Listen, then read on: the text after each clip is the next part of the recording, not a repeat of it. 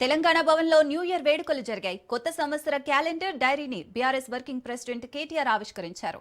తెలంగాణ ప్రజలకు నూతన సంవత్సర శుభాకాంక్షలు తెలిపారు. ఎన్నికల్లో గెలుపోటములు తాత్కాలికమని కేటీఆర్ అన్నారు.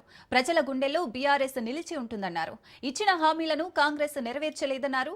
కాంగ్రెస్ పాలనలో రైతులు ఇబ్బందులు పడుతున్నారని ధ్వజమెత్తారు. వర్ధిల్లాలి వర్ధిల్లాలి ఫ్లోర్ లీడర్ మసోనాచారి గారు క్యాలెండర్. తెలంగాణ రాష్ట్రంలోని అన్నదమ్ములకి అక్క చెల్లెళ్ళకి పేరు పేరున హృదయపూర్వకంగా అందరికీ నూతన సంవత్సర శుభాకాంక్షలు ముందుగా నేను తెలియజేస్తా ఉన్నాను. క్యాలెండర్లు డైరీలు మారుతూ ఉన్నాయి, క్యాలెండర్లో తేదీలు మారుతూ ఉన్నాయి, సంవత్సరాలు మారిపోతూ ఉన్నాయి. కానీ కాంగ్రెస్ ప్రభుత్వం మీద ఎన్నో ఆశలతో ఓట్లేసిన ప్రజల జీవితాల్లో మాత్రం గత 2 సంవత్సరాలుగా ఎలాంటి మార్పు రాలేదు. ఇంకా ఏమైనా మార్పు వచ్చింది అంటే అది తిరోగమనం వైపు, అంటే తిరిగి ఏదైతే పాతకాలంలో ఉండే పరిస్థితులు ఉండేదో తెలంగాణ రాక పూర్వం, కేసీఆర్ గారు ముఖ్యమంత్రిగా పదవి బాధ్యతలు చేపట్టక పూర్వం మళ్ళీ అదే పరిస్థితి ఈరోజు తిరిగి తిరోగమనం వైపు ప్రయాణిస్తున్న ఈ సందర్భం స్పష్టంగా మనకు కనబడతా ఉన్నది.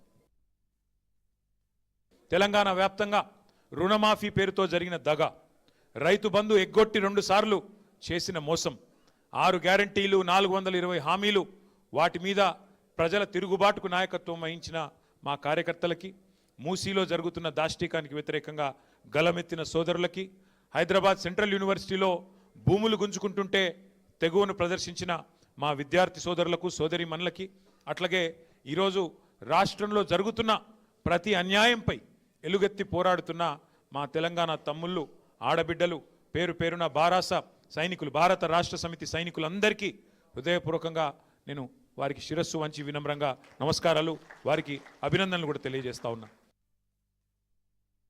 తెలంగాణ వ్యాప్తంగా రైతులు యూరియా దొరకక వేదనలో ఉన్నారు.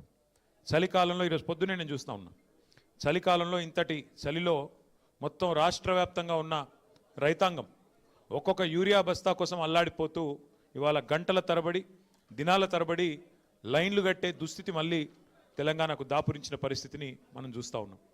అయితే నా ప్రార్థన మీ అందరితో మనందరితో, మనకు పోరాటం కొత్త కాదు. 14 ఏళ్ళు ఆనాడు అటు కేంద్రంతో ఇటు రాష్ట్రంలో ఉండే సమైక్యవాదులతో పోరాటం చేసింది కేసీఆర్ గారి నాయకత్వంలో, మీ అందరి ఆశీర్వాదంతో.